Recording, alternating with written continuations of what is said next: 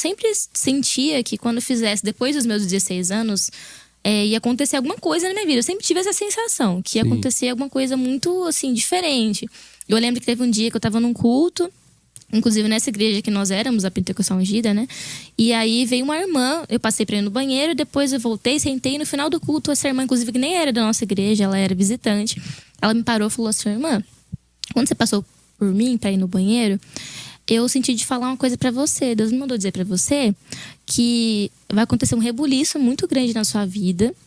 Você vai ficar com medo no início, mas vai ser pro seu bem, vai ser importante pra sua caminhada espiritual. Deus vai fazer coisas muito grandes com você. Deus vai te levar pra lugares muito grandes. E as pessoas vão ver Jesus através de você. Eles vão ver Deus através da sua vida, ou através do que Deus vai fazer na sua vida.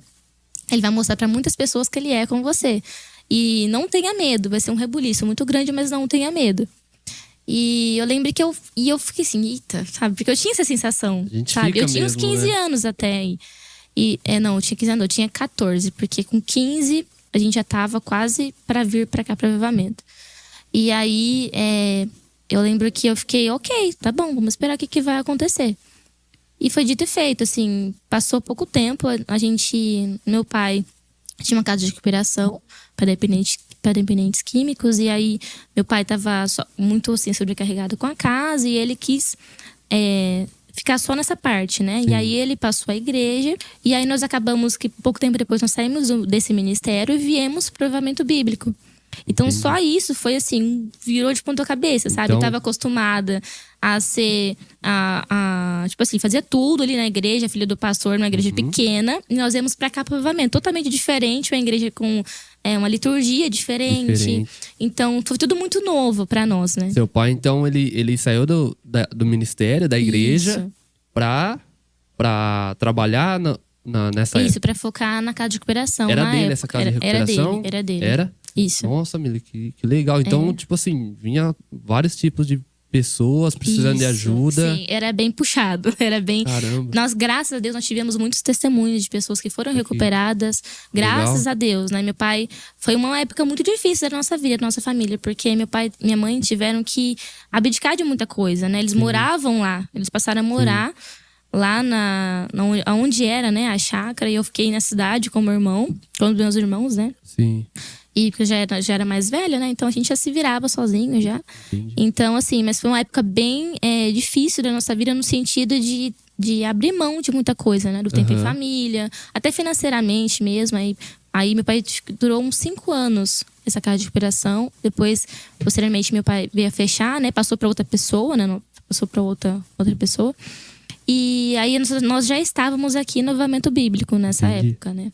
Você conheceu o avivamento bíblico? O pastor Joel ajudava na casa de recuperação. Ah, na casa de recuperação. Isso, ele ajudava, ele fazia cultos, ele ajujava também financeiramente, né? Ele abençoava a casa de recuperação. Já conhecia o seu pai? Já tinha contato. Jaime. Nossa, meu pai nossa, eu gostava pra caramba do pastor Joel. Que legal. Inclusive, uma das pessoas, quando a gente falou assim, olha, a gente vai mudar de ministério, né? Só que a gente quer ir pra uma igreja cristocêntrica, bíblica, que prega a palavra de Deus, que acredita nos dons. Então a gente visitou, acho que uma igreja antes disso. E aí meu pai só falava do avivamento. Não, a gente tem que ir no avivamento, a gente tem que ir no avivamento. E a gente não queria muito assim, no avivamento, lá em Baté, sabe? Tão longe. A gente ficou meio receoso, assim. E foi incrível, porque assim, no dia que a gente chegou até atrasado no culto. Quando a gente desceu do carro, assim, foi incrível. A gente desceu do carro, tava tocando, o pastor Mateus tava cantando. Grandes coisas estão por vir, grandes coisas vão acontecer nesse lugar. Meu pai começou a chorar na hora. Meu pai já começou a chorar, ele desceu do carro já chorando, assim, emocionado. Todo mundo arrepiando, eu me arrepiei, assim. Se ele fosse embora ali, Deus já tinha falado com ele ali, foi. Cara. E aí a gente sempre falava, Senhor, a gente quer ir pra uma igreja que acredita nos dons e que é focada na palavra. E aí você acredita que naquela semana foi numa época que o pastor estava focado nas mensagens sobre o quê? Sobre os dons. Nossa, e foi um mover esse culto. Você lembra o ano mais ou menos que foi? Foi 2014. 2014, eu acredito. 2014. Porque 2015, 2016 eu fui pro CTM, então foi 2014. Sim. E aí eu lembro que nesse dia foi um mover muito lindo, assim. A gente saiu do culto, a gente tava todo mundo assim. Não precisou falar nada. A gente só confirmava um olhando pro outro. Assim, tipo, não, a gente, é isso, é aqui.